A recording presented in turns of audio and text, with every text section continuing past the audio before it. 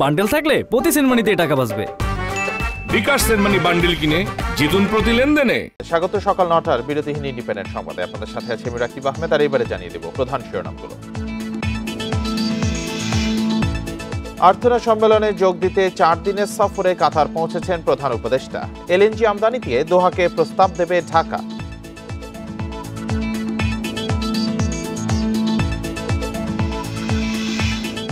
নির্বাচন ইস্যুতে সমমনা দলগুলোর সঙ্গে ধারাবাহিক বৈঠকে বিএনপি। ডিসেম্বরেই ভোট সম্ভব বললেন নজরুল ইসলাম খান।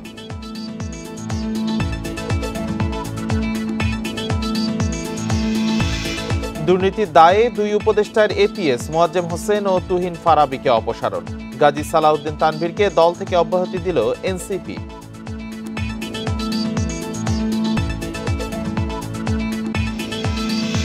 প্রধান শিরোনামগুলো শুনছিলেন। সংবাদে এছাড়াও যা থাকছে: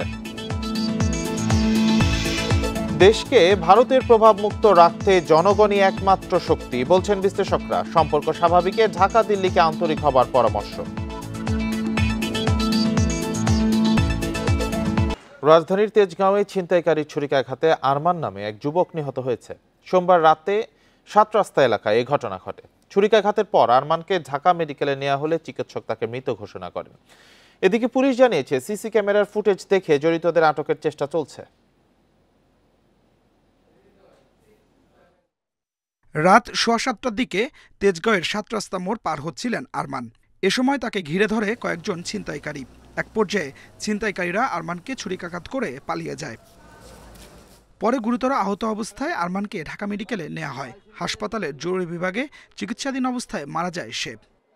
ওই জায়গায় ছিনতাইকারী ছিল, ছিনতাই করতেছে, তো কেউ আয়া বলে ওরে বলছে যে ওই জায়গায় ছিনতাইকারী করতেছে। পরে হয় দৌড়ে গেছে, যাওয়াতে বলে একটাতে নামাইছে, পরে ওইটা বলে পায়ে পার মারছে। ছোট ভাইরে পোস্ট মাইরা লাইছে, 2টা পুলিশের গাড়ি 2 সাইডে থাকে। এখন আমরা লাশ লয়ে যাবো, ওনারা বলতাছে পোস্টমর্টম করব। কেন ওর গায়ে যখন ছিনতাইকারী আঘাত করে, পুলিশ ইনস্ট্যান্ট থাকা অবস্থায় পুলিশ ওই জায়গায় যায় ছিনতাইকারীরা না খেদা পুলিশের মতন বয়ে থাকে, তাহলে পুলিশ কি কারণে রাখছে?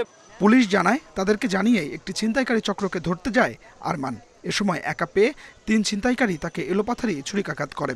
ঘটনাস্থলের সিসিটিভি ফুটেজ দেখে অপরাধীদের ধরার চেষ্টা চলছে। অতিরিক্ত রক্তক্ষরণে ছেলেটা মারা গেছে। যতটুকু জানতে পারছি এই ঘটনার পিছনে ওই যে ও পুলিশকে ধরাই দিতে, কোনো আসামিকে ধরাই দিতে সাহায্য করছিল। সেই আসামিরা আজকে ওকে সেই আসামি আরো সহযোগী লোকজন সব 2-3 জন ছিল মোটরা, ওকে ছুরিকাঘাত করে। অভিযুক্তদের দ্রুত আইনের আওতায় আনার দাবি জানিয়েছে নিহতের পরিবার। আরমান তেজগাঁওয়ের বেগুনবাড়ি এলাকার বাসিন্দা। তিনি ই-কমার্স প্রতিষ্ঠান দারাজের কর্মী বলে জানা গেছে। Adilur Rahman, Independent News, Dhaka. Qatar রওনা হওয়ার আগে রাষ্ট্রীয় অতিথি ভবন যমুনায় চীনের ইউনান প্রদেশের গভর্নর ওয়াং ইউবোর সঙ্গে বৈঠক করেন প্রধান উপদেষ্টা অধ্যাপক মোহাম্মদ ইউনুস। এ সময় তিনি চীনের সঙ্গে দ্বিপাক্ষিক সম্পর্ক গভীর করতে বাংলাদেশের অঙ্গীকার পুনর্ব্যক্ত করেন। গভর্নরের প্রথম বাংলাদেশ সফরকে স্বাগত জানান প্রধান উপদেষ্টা। সাম্প্রতিক চীন সফরের কথা উল্লেখ করে প্রধান উপদেষ্টা বলেন, এটি 2 দেশের সম্পর্কের জন্য গুরুত্বপূর্ণ মাইল ফলক।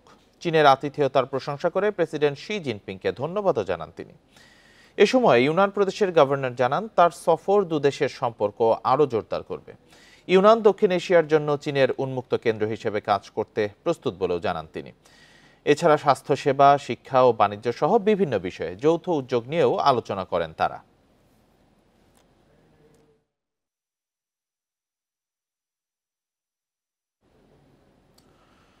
রাজনীতির কুটচাল যতই হোক না কেন, দেশকে ভারতের প্রভাব মুক্ত রাখতে জনগণই একমাত্র শক্তি বলছেন রাজনৈতিক বিশ্লেষকরা। তাদের মতে 5ই আগস্ট ছাত্র জনতার অভ্যুত্থানে হাসিনা সরকারের পতন মেনে নিতে না পেরেই একের পর এক ইস্যু তৈরি করে যাচ্ছে ভারত। সম্পর্কের এই টানা পড়েন দ্রুতই ভারতের নীতি নির্ধারকরা উপলব্ধি করবেন বলে প্রত্যাশা তাদের। ছাত্র জনতার অভ্যুত্থানে 15 বছর শাসনের ইতি টেনে দেশ ছাড়তে বাধ্য হন শেখ হাসিনা। আশ্রয় নেন ভারতে। এরপর থেকেই বাংলাদেশ ভারত সম্পর্কের টানা পড়েন।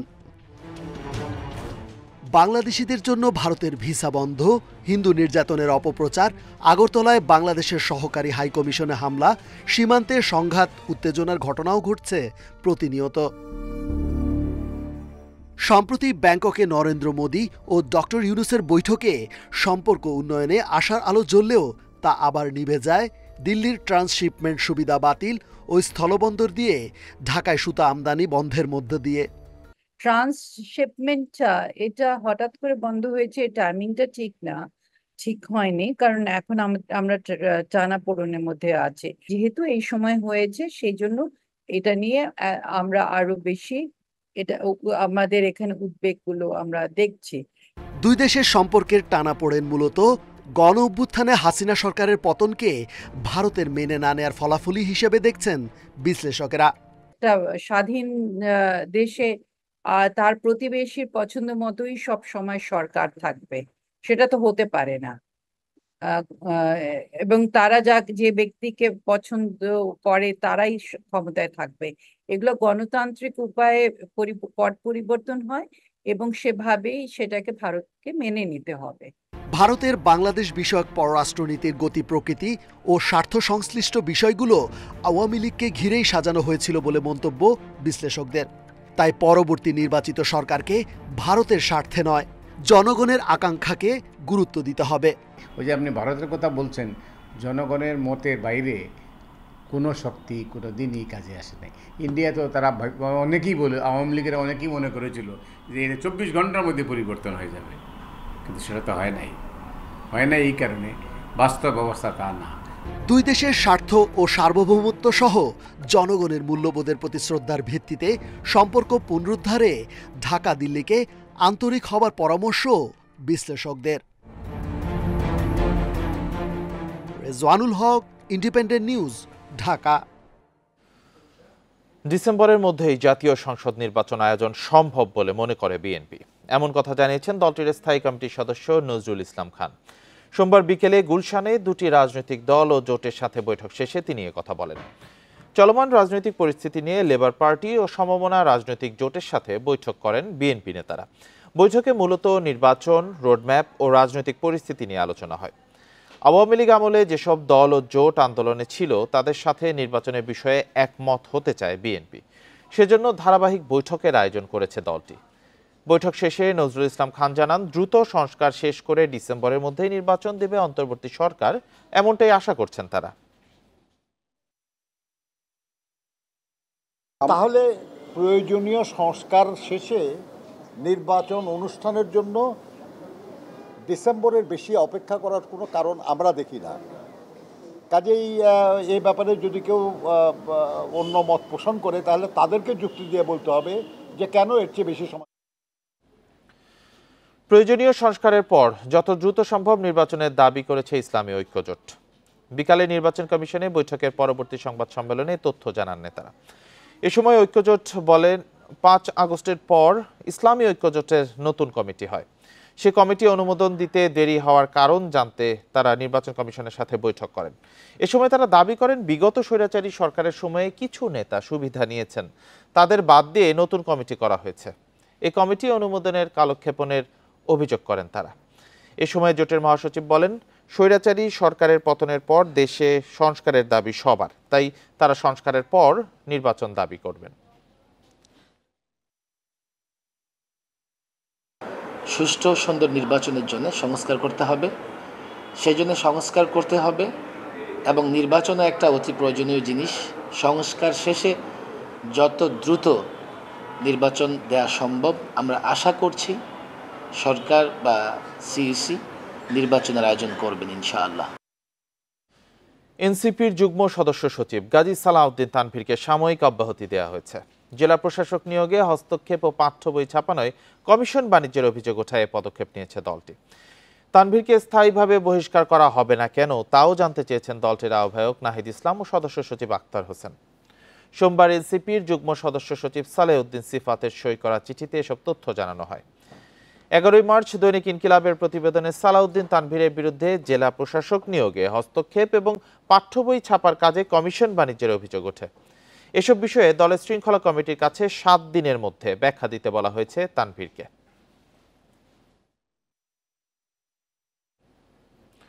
ক্রীড়া উপদেষ্টা আসিফ মাহমুদ সজীব ভূঁইয়ার সহকারী একান্ত সচিব বা এপিএস মোয়াজ্জেম হোসেনকে দায়িত্ব থেকে সরিয়ে দেওয়া হয়েছে।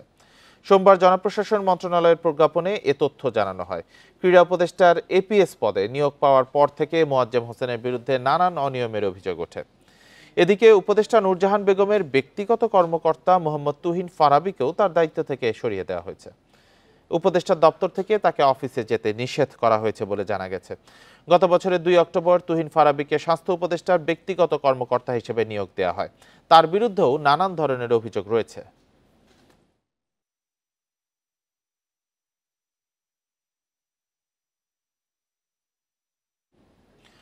বাক স্বাধীনতা নিশ্চিত করা ও গুম খুন বন্ধে কাজ করছে ঐকমত্য কমিশন। এ কথা বলেছেন কমিশনের সহসভাপতি অধ্যাপক আলী রিয়াজ। এ সময় বিচার বিভাগে স্বাধীনতা নিশ্চিত করারও আশ্বাস দেন তিনি। সোমবার সকালে সংসদের এলজি হলে খেলাফত মজলিসের সঙ্গে বৈঠকে ঐকমত্য কমিশনের সহসভাপতি এইসব কথা বলেন। সংস্কার প্রস্তাব নিয়ে রাজনৈতিক দলের সঙ্গে বৈঠক করছে ঐকমত্য কমিশন। সোমবার মতামত দিয়েছে খেলাফত মজলিস। বৈঠকের শুরুতে অধ্যাপক আলী রিয়াজ বলেন, জনগণের আকাঙ্ক্ষা পূরণে সংস্কার করছে অন্তর্বর্তী সরকার। এ নিয়ে রাজনৈতিক দলগুলোর অবস্থান জানার চেষ্টা করা হচ্ছে। সবার একটাই লক্ষ্য, ফ্যাসিবাদ যেন আর মাথাচাড়া দিতে না পারে। এই সংস্কার কমিশনগুলোর উদ্দেশ্য হচ্ছে বাংলাদেশে এমন একটা ব্যবস্থা তৈরি করা যাতে করে বাংলাদেশে পুনরায় কোনো অবস্থাতেই একটি ফ্যাসিবাদী শাসন প্রতিষ্ঠিত হতে না পারে। পাশাপাশি যেন জনগণের অধিকার প্রতিষ্ঠিত হয়, জনগণ যেন বুঝতে পারেন যে তাদের যে অধিকার সেটা সুরক্ষিত আছে। তারই প্রেক্ষাপটে সংবিধানের সংস্কার, নির্বাচন ব্যবস্থার সংস্কার সহ বিচার বিভাগ সহ বিভিন্ন ক্ষেত্রে রাষ্ট্র সংস্কারের উদ্যোগ নেওয়া হয়েছে। পরে খেলাফত মজলিসের নেতারা জানান, ঐকমত্য কমিশনের 147টি প্রস্তাবের সঙ্গে একমত এবং 15টির সঙ্গে দ্বিমত রয়েছে। সংবিধানের মূলনীতিতে বহুত্ববাদের সুপারিশের সঙ্গে তারা একমত নন। বহুত্ববাদ যেহেতু একাত্মবাদের বিপরীত শব্দ, এই শব্দটা বাদ দেন, কিন্তু মূল মিনিংস যেগুলা বলছেন, অর্থাৎ বহু সংস্কৃতি, বহু মত, বহু পথ, এটার সাথে আমাদেরও একমত। আমরাও চাই যে এটা আসুক। তো এই জন্য অন্য শব্দ যেন এখানে ব্যবহার করা হয় এবং প্রয়োজন হলে বহু মত, বহু পথ এই শব্দটাও ব্যবহার করতে পারেন। দেশকে 4টি প্রদেশে বিভক্তির সুপারিশেও আপত্তি জানিয়েছে খেলাফত মজলিস।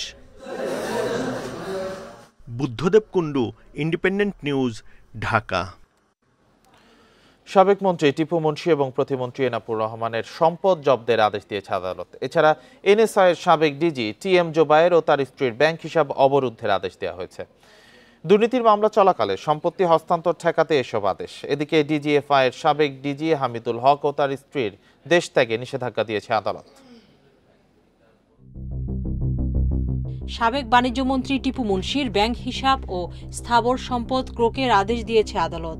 সোমবার দুদকের আবেদনের পরিপ্রেক্ষিতে ঢাকার মেট্রোপলিটন সিনিয়র স্পেশাল জজ জাকির হোসেন গালিব এ আদেশ দেন। একই সঙ্গে টিপু মুন্সির স্ত্রী আইরিন মালবিকার ব্যাংক হিসাব ও স্থাবর সম্পদও ক্রোকের আদেশ রয়েছে। সাবেক দুর্যোগ ব্যবস্থাপনা প্রতিমন্ত্রী ডাক্তার এনামুর রহমানের 7টি ব্যাংক হিসাব, 3টি প্রতিষ্ঠানে 3.5 লাখ শেয়ার ও 2টি গাড়ি জব্দের আদেশ আদালতের। জ্ঞাত আয়ের বাইরে প্রায় 6.5 কোটি টাকার সম্পদ আর মানি লন্ডারিংয়ের মামলা নিষ্পত্তির আগে সম্পত্তি হস্তান্তর ঠেকাতে এ আদেশ দেয় আদালত। এদিকে এনএসআইয়ের সাবেক মহাপরিচালক অবসরপ্রাপ্ত মেজর জেনারেল টিএম জোবায়ের ও তার স্ত্রী ফাহমিনা মাসুদের 5টি অ্যাকাউন্ট অবরুদ্ধের আদেশ আদালতের। সোমবার দুদকের আবেদনে বলা হয়, টিএম জোবায়েরের ঘুষের বিনিময়ে চাকরি আর ক্ষমতার অপব্যবহার করে দেশে বিদেশে অবৈধ সম্পদ অর্জনের অভিযোগের অনুসন্ধান চলছে। গত 6 অক্টোবর তাদের দেশ ত্যাগে নিষেধাজ্ঞা দেয় আদালত। এদিকে ডিজিএফআইয়ের সাবেক মহাপরিচালক অবসরপ্রাপ্ত মেজর জেনারেল হামিদুল হক ও তার স্ত্রী নুসরাত জাহান মুক্তার বিদেশ যাত্রায় নিষেধাজ্ঞা দিয়েছে আদালত। দুর্নীতির মাধ্যমে অর্থ আত্মসাতের অভিযোগে অনুসন্ধান চলমান থাকায় এ নির্দেশনা। এছাড়া ন্যাশনাল ব্যাংকের পরিচালনা পর্ষদের সাবেক চেয়ারম্যান জয়নুল হক শিকদারের পূর্বাচলে 100 একর জমি জব্দের আদেশ দিয়েছে আদালত। দুদক বলছে, দুর্নীতির অনুসন্ধান চলাকালে এসব সম্পত্তি হস্তান্তর ও বেহাত করার পরিকল্পনা চলছে বলে তদন্তে জেনেছেন কর্মকর্তারা। সুলতানা জাহান মিতু, ইন্ডিপেন্ডেন্ট নিউজ, ঢাকা।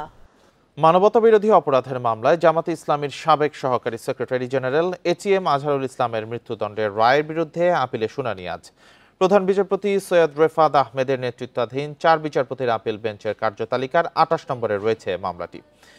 এর আগে ২৬ ফেব্রুয়ারি আপিল বিভাগ মৃত্যুদণ্ডের বিরুদ্ধে ATM আজহারের আপিল শুনানির অনুমতি দেয়। মানবতা বিরোধী অপরাধের মামলাগুলোর মধ্যে এটি প্রথম যার রিভিউ আবেদন থেকে পুনরায় পূর্ণাঙ্গ আপিল শুনানি হচ্ছে। জামাতের আইনজীবীদের দাবি, আজহার সহ অন্যান্য জামাত নেতাদের বিরুদ্ধে আন্তর্জাতিক মানদণ্ড অনুযায়ী অপরাধ প্রমাণ করতে না পেরে আওয়ামী লীগ সরকার ট্রাইব্যুনাল সংশোধন করে তাদের বিরুদ্ধে মৃত্যুদণ্ডের রায় দেয়। তাছাড়া আজহারের বিরুদ্ধে দেয়া বিভিন্ন সাক্ষীর বক্তব্য পরস্পর বিরোধী। 2014 সালে মানবতা বিরোধী অপরাধের মামলায় আজহারকে মৃত্যুদণ্ড দেয় আন্তর্জাতিক অপরাধ ট্রাইব্যুনাল। 2019 সালে মৃত্যুদণ্ডের রায় বহাল রাখেন আপিল বিভাগ।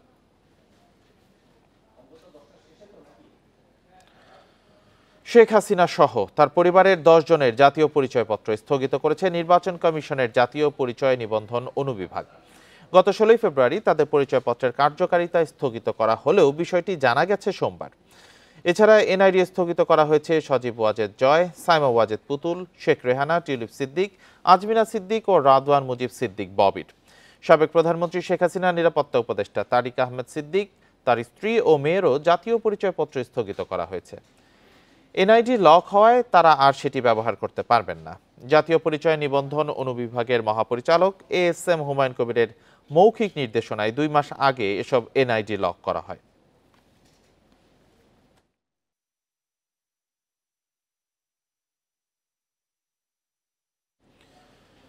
শ্রম আইন নিশ্চিত করা, খাতভিত্তিক মজুরি, শ্রম কমিশন গঠন সহ মোটা দাগে 25 দফা সুপারিশ প্রধান উপদেষ্টার কাছে জমা দিয়েছে শ্রম সংস্কার কমিশন। এতে গণমাধ্যম কর্মীদের সহায়তায় বিশেষ আইনের সুপারিশও করা হয়। সোমবার শ্রম ভবনে আয়োজিত সংবাদ সম্মেলনে কমিশন সদস্যরা জানান, সুপারিশ বাস্তবায়নে রাষ্ট্রের সদিচ্ছা জরুরি। দেশের জনসংখ্যার বড় একটি অংশ শ্রমিক। তবে বাংলাদেশ সৃষ্টির 54 বছরেও নিশ্চিত করা যায়নি শ্রমিকের অধিকার, বিচার হয়নি বহু নিপীড়ন, বৈষম্য ও লাঞ্ছনার। প্রথমবারের মতো গঠিত শ্রম সংস্কার কমিশন এসব সমস্যা চিহ্নিত করে 25 দফা সুপারিশ জমা দিয়েছে প্রধান উপদেষ্টার দপ্তরে। এতে প্রাধান্য পেয়েছে মর্যাদাপূর্ণ মজুরি, শ্রম আইন নিশ্চিত, নারীর অধিকার ও নিরাপদ কর্মপরিবেশ নিশ্চিতের বড় একটি অংশ। প্রথম শর্তই হচ্ছে আমাদের কিভাবে বাংলাদেশের শ্রম জগতের সুরক্ষাটা সার্বজনীন করা যায়। এটার জন্য আইনের কোথায় কোথায় পরিবর্তন হবে, প্রাতিষ্ঠানিক কাঠামোর কোথায় পরিবর্তন হবে, স্কিমের কোথায় পরিবর্তন হবে, প্রতিকার পাওয়ার কোথায় কোথায় পরিবর্তন হবে এবং প্রতিনিধিত্বের কোথায় কোথায় পরিবর্তন হবে। সার্বজনীন মাতৃত্বকালীন সুরক্ষার সুপারিশ করেছি, যেটি 6 মাস হতে হবে এবং এটি 2 বছর পর্যন্ত বাড়ানো যাবে। সুপারিশমালায় জানানো হয়, কর্মক্ষেত্রে যৌন হয়রানি ও শিশু শ্রম বন্ধ করতে হবে। অগ্রাধিকার দিতে হবে অভিবাসী শ্রমিকদের নিরাপত্তা ও দক্ষতার বিষয়টিও। গণমাধ্যম কর্মীদের সহায়তায় বিশেষ আইনের সুপারিশও করেছেন তারা। আইন এবং প্রাতিষ্ঠানিক কাঠামোটা আমরা এমনভাবে সাজাবার কথা বলেছি যাতে এটা সার্বজনীন হয়, এটা বৈষম্যহীন হয়। আমরা বলেছি প্রত্যেকের কোনো না কোনো সামাজিক নিরাপত্তা কর্মসূচির অধিকার থাকবে, সে স্বনিয়োজিতই হোক, সে হকার হোক, আর সে মাল্টিন্যাশনাল কোম্পানির কর্মচারী হোক। তার বিপদে, তার অসুস্থতায়, দুর্যোগে, মহামারীতে, অবসরে তার জন্য সামাজিক নিরাপত্তা কর্মসূচি থাকে। শ্রম কমিশন ও মজুরি কমিশন গঠনের মাধ্যমে বিভিন্ন সংকট নিরসন ও জবাবদিহির সংস্কৃতি চালু সম্ভব বলে মনে করে সংস্কার কমিশন। এসব বাস্তবায়নে রাষ্ট্রকে কার্যকর ভূমিকা পালনের তাগিদ তাদের। Nahid Kamal, independent News, Dhaka. সমুদ্র গবেষণার কাজ ত্বরান্বিত করতে ওশানোগ্রাফিক রিসার্চ ভেসেল কিনতে যাচ্ছে বাংলাদেশ। এ বছরের মধ্যে এ প্রক্রিয়া শেষ হবে বলে আশা করছেন নৌবাহিনী প্রধান অ্যাডমিরাল এম নাজমুল হাসান। সোমবার ঢাকা সেনানিবাসে বাংলাদেশ মেরিটাইম বিশ্ববিদ্যালয়ে আয়োজিত সুনীল অর্থনীতি বিষয়ক এক আন্তর্জাতিক সেমিনারে তিনি কথা বলেন। নৌবাহিনী প্রধান বলেন, পাবলিক প্রাইভেট পার্টনারশিপ ও ব্লু ফাইন্যান্সিং মেকানিজম অনুসরণ করে সুনীল অর্থনীতিকে শক্তিশালী করা হবে। এজন্য গবেষণা প্রয়োজন। সার্বভৌমত্ব রক্ষার পাশাপাশি সামুদ্রিক শিল্প, জাহাজের নিরাপদ চলাচল ও সমুদ্রের প্রকৃতি রক্ষায়ও নৌবাহিনী দায়িত্ব পালন করছে বলে জানান তিনি।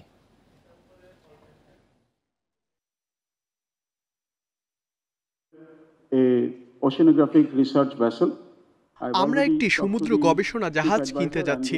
আমি এরই মধ্যে প্রধান উপদেষ্টা, অর্থ উপদেষ্টা, বিজ্ঞান ও প্রযুক্তি উপদেষ্টার সঙ্গে কথা বলেছি। তারা এই বিষয়ে আগ্রহী। আমরা প্রক্রিয়া শুরু করেছি। আমি নিশ্চিত করতে চাই এটি শুধু নৌবাহিনীর কাজেই নয়, Bangladesh oceanographic research institute, maritime বিশ্ববিদ্যালয় সহ বিভিন্ন বিশ্ববিদ্যালয়ের গবেষণা কাজের জন্য উন্মুক্ত থাকবে।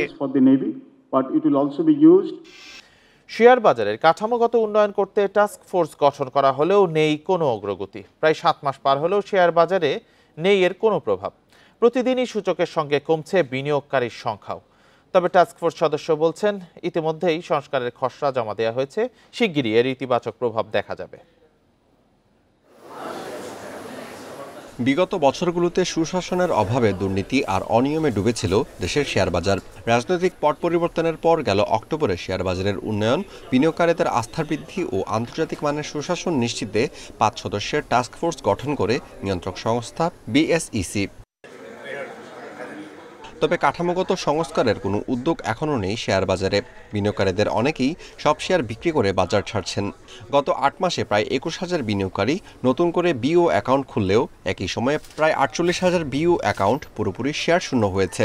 অব্যাহত দরপতনে দিশেহারা বিনিয়োগকারীরা। বাজারটাকে ভাইব্রেন্ট রাখার জন্য যে ধরনের উদ্যোগ দৃশ্যমান হওয়ার দরকার, যেটা দৃশ্যমান হলে পরে বিনিয়োগকারীদের মধ্যে একটা আস্থা দেখা দিত, সেই জিনিসটা আমরা দেখতে পাচ্ছি না, যার কারণে বেসিক্যালি মার্কেটে এই অবস্থা বিরাজ করছে। টাস্ক ফোর্স বলছে, ইতিমধ্যেই মিউচুয়াল ফান্ড, মার্জিন ঋণ এবং আইপিও ইস্যুতে কিছু বিধিবিধান সংশোধনের খসড়া জমা দেওয়া হয়েছে। শিগগিরই সংস্কারের প্রভাব দেখা যাবে বলে আশা তাদের।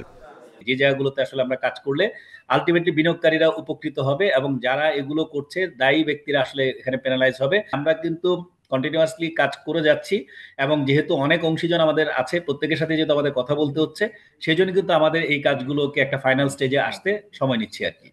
আগামী মাসের মধ্যে শেয়ার বাজারে সুশাসন নিশ্চিতে জনবল, কাঠামো এবং তাদের দায়বদ্ধতা ইস্যুতে প্রস্তাব দেওয়ার কথা রয়েছে টাস্ক ফোর্সের। পাশাপাশি প্রযুক্তিগত বিষয়েও কিছু সংস্কার প্রস্তাব করা হবে। Amirul Islam, independent News, Dhaka. বরিশালের আগৈলঝড়ায় র্যাবের মাদক বিরোধী অভিযানে গুলিবিদ্ধ হয়ে সিয়াম মোল্লা নামে এক যুবক নিহত হয়েছেন। এছাড়াও রাকিব মোল্লা নামে আরেকজন আহত হয়েছেন। সোমবার সন্ধ্যায় উপজেলার রত্নপুর এলাকায় এ ঘটনা ঘটে।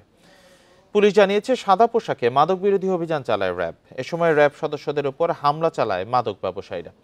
আত্মরক্ষার্থে র্যাবও পাল্টা গুলি চালায়। এতে 2 জন গুলিবিদ্ধ হয়। পরে সিয়াম মোল্লাকে গুলিবিদ্ধ অবস্থায় উদ্ধার করে গৌরনদী স্বাস্থ্য কমপ্লেক্সে নিয়ে গেলে সেখানে তার মৃত্যু হয়।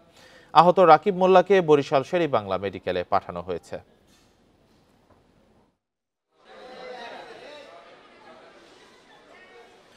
প্রতিষ্ঠার 35 বছর পার হলেও ময়লা আবর্জনা ফেলার জন্য নির্ধারিত ভাগাড় তৈরি করতে পারেনি রাজশাহী সিটি কর্পোরেশন। প্রতিদিন সংগ্রহ করা প্রায় 400 মেট্রিক টন ময়লা আবর্জনা ফেলা হচ্ছে নগরীর সিটি হাটের উন্মুক্ত স্থানে। এতে নষ্ট হচ্ছে পরিবেশ, দুর্ভোগে পড়েছেন স্থানীয়রা। আধুনিক ভাগাড় ব্যবস্থাপনা না থাকায় বিপাকে রয়েছেন সিটি কর্পোরেশনও। রাজশাহী নগরীর সিটি হাটের দৃশ্য এটি। শহরের 30 ওয়ার্ডের ময়লা আবর্জনা ফেলা হয় এখানে। এছাড়া রাস্তার আশেপাশেও ফেলা হয় ময়লা আবর্জনা। স্থানীয়রা জানান, বাড়ি গিয়ে ময়লা আবর্জনা সংগ্রহ করে সেগুলো নির্ধারিত স্থানে জমা করেন পরিচ্ছন্নতা কর্মীরা। এরপর ট্রাকে করে নিয়ে গিয়ে ফেলা হয় ভাগাড়ে। প্রতিষ্ঠার 35 বছর হলেও নির্ধারিত ভাগাড় তৈরি করতে পারেনি সিটি কর্পোরেশন। এতে ময়লা ফেলা হয় খোলা আকাশের নিচে। 24 ঘন্টা ময়লা ফেলে এখানে কোনো হিসেব নাই। যখন এসে যে দিক করে ওখানে ময়লা হোক। এই রাজশাহী শহর যত ময়লা এপার দিয়ে নামবার পরে আর এই রাস্তা দিয়ে যায়। ময়লা পাওয়ার কারণে আমাদের খাবারেরও সমস্যা হয়, থাকারও সমস্যা, মশারও ঝামেলা, তারপর রাস্তাঘাটে মানুষের চলাফেরা করার সমস্যা। পরিবেশবিদরা বলছেন, নির্ধারিত জায়গা না থাকায় বিভিন্ন সময় শহরের নানা জায়গায় বানানো হচ্ছে ময়লার ভাগাড়। এতে করে পরিবেশের ক্ষতির পাশাপাশি দুর্ভোগে পড়ছেন নাগরিকরা। তাদের বক্তব্য যে আসলে আমাদের ক্ষুদ্র পরিসরে আমরা সর্বোচ্চ চেষ্টা করছি যে ওয়েস্টটাকে ম্যানেজ করার, কিন্তু আমরা প্রতিনিয়ত দেখছি যে তারা এই কথাগুলো বলে আসলে রাস্তার 2 পাশে ময়লা ফেলছে। এই অধিকার আসলে সিটি কর্পোরেশনের নাই। তাদের আসলে সেই সামর্থ্য অর্জন করার দরকার যে ওয়েস্টগুলোকে যেন তারা ঠিকমতো ম্যানেজ করতে পারে। রাজশাহী সিটি কর্পোরেশনের আধুনিক ভাগাড় ব্যবস্থাপনা নিয়ে কয়েক দফা আলোচনা হলেও বাস্তবায়ন করা সম্ভব হয়নি।